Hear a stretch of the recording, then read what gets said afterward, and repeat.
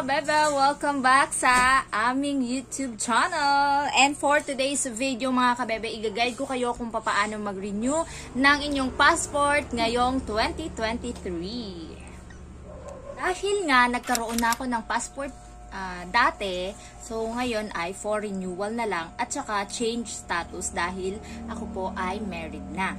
So kung kayo po ay magre-renew at change status, ang kailangan nyo po ay ang mga sumusunod. Photocopy of your old passport and original passport. So, ang ipopotocopy nyo lang po ay yung harap, yung may picture po kayo na part ng inyong passport. Original PSA, authenticated document that will support the change of name. So, yan po ay ang marriage certificate ninyo na PSA na po. Okay. Tapos, one valid ID. So, dahil nga po, hindi po valid yung ating passport, kaya kailangan po natin magdala ng isa pang valid ID na ang naka-apelido po ay yung married na po kayo ngayon. Okay. Sa inyo naman po mga mister, wala pong kaso, hindi na po nila kailangan ang marriage certificate dahil hindi naman po sila nagpapalit ng kanilang apelido. At hindi naman po nag-a-appear sa ating passport ang ating status. So, kailangan lang po natin yung mga babae dahil tayo po ay magpapalit ng apelyido. Okay. So, ang first step po ay ang appointment. So, ito po ay online ginagawa. Isa-search lamang po ninyo sa Google ang www.passport.gov.ph at hanapin ang appointment. So, para po sa pag-a-apply ng online appointment, mag-a-upload po ako ng bukod na video para sa step-by-step process. Okay. Kapag okay na po ang inyong online appointment, meron po kayong ipiprint. Kapag tapos na po nun, may magkukusa po na isi-save kayo sa inyong laptop at yun po ay inyong ipiprint. Yun po ang inyong dadalhin sa DFA site na inyo pong napili. So, take note po na sa pag-online appointment po ay kasabay na po ang pagbabayad ninyo ng inyong passport. So, kung kayo po ay hindi nagmamadali, so, yan po ang inyo pong passport ay nagkakahalaga ng 950 at ito po ay 12 business days plus 150 pesos po para sa courier na ating napili. So, nung time po na yon, ang nakalagay lang po doon na courier ay ang Air 21. Okay. So, kung kayo naman po ay nagmamadali, kailangan po ng rush, nagkakahalaga po ng 1,200 ang ating pong passport plus the courier. Okay. Ang sunod pong step, so, dahil po, meron po kaming tutuluyan sa Cavite. So, ang napili po namin ay DFA site ay ang DFA NCR South Metro Alabang Town Center, Muntinlupa City. So, sa Alabang Town Center po ang DFA na aming napili. So, pumunta po kami sa mismong DFA site alas 12 ng tanghali. So, kahit na po ang amin pong appointment ay alas 4 pa. So, kasi po, mall naman po yun. Nag-ikot-ikot muna kami. And, ayun nag-window shopping. Okay. Tapos, pagkatapos po namin kumain, nandun na po kami sa waiting area. Ayan, hello guys. So, dito kami ngayon sa DFA Alabang Town Center. Oh, ayan diba? Ganda ng pwesto ko dito. Pwede pong humiga. Naghihintay kami. Aakit sa taas mamaya.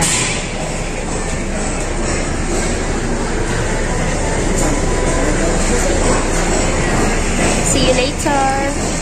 Yeah.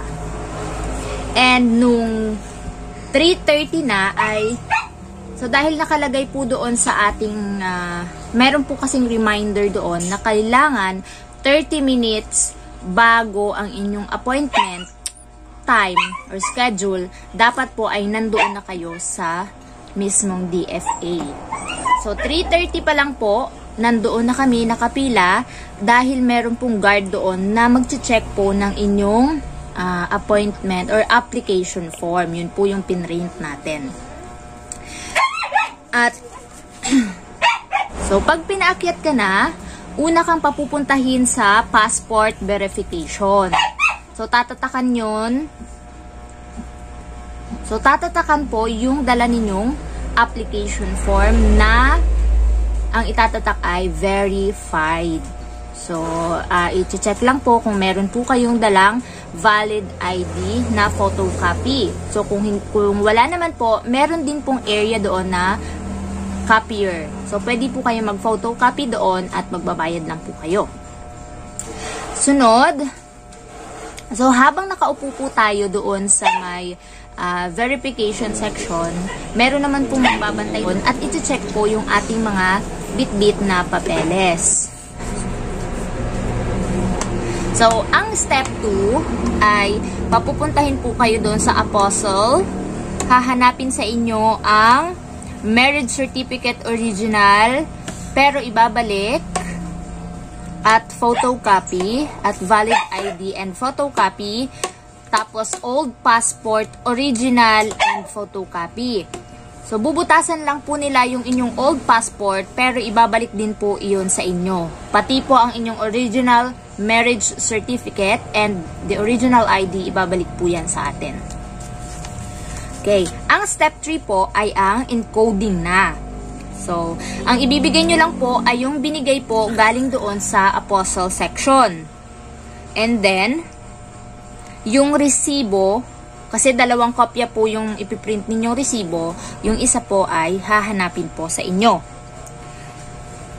Pagkatapos, ipapakita po sa inyo, ihaharap sa inyo yung monitor at i-check po ninyo doon lahat po ng information tungkol sa inyo.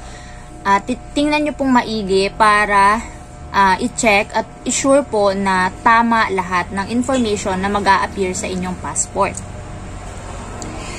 Sunod po nun ay ang fingerprint. So, both left and right hand po ay kukuhanan po ng fingerprint.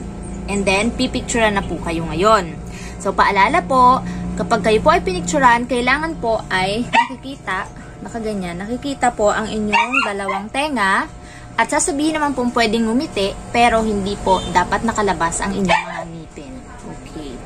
At paalala po, wag po tayong magmi-makeup ng heavy duty makeup or yung magmumukha tayong Pennywise. Yung kalma-kalma lang. Tamang red konti, ganon. No? And then, bawal po ang contact lenses. Okay? And then, pagkatapos nun, tapos na. So, maghihintay ka na lang po ng time para i-deliver po doon sa address na inilagay po ninyo doon sa courier. Okay? And then, yun. Mapapasa inyo na po ang inyong passport. Okay, that's all mga kabebe. Sana po ay nakatulong sa inyo ang video ito. At kung nakatulong po, share mo na, subscribe ka na, and click the like button. Thank you so much mga kabebe and see you again sa next vlog. Bye-bye!